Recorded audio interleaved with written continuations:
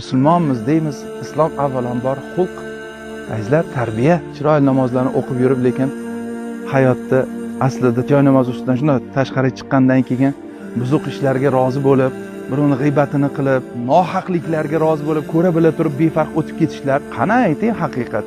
Namozingiz qabulmikin? Aziz jonni qarang. Buni uvoli uchun, buni ko'z yoshlari uchun Allohga nima deb javob beramiz? Qani ayting? Odamlar to'q edi, odamlar uyda issiqda yotar edi, yaxshi mashinalarda, yaxshi kiyimlarda yurishar edi, meni ko'rib ko'rmaslikka olishardi Robbim deya aytadi. Buni arzlari bor. Yagona mahkama oldida turadigan kunimiz bor va haqiqat qaror topadigan kun bor.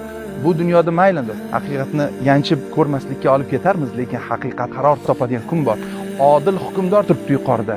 Robbimiz taolo, Alloh qaror chiqaradi. Ikkita yo'l bor azizlar, jannat va do'zax.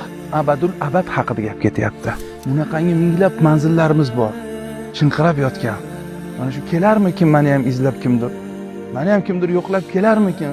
De intizor eshikka qarab turganlar qancha. Bir zumga, bir onga ham to'xtashga haqqimiz yo'q.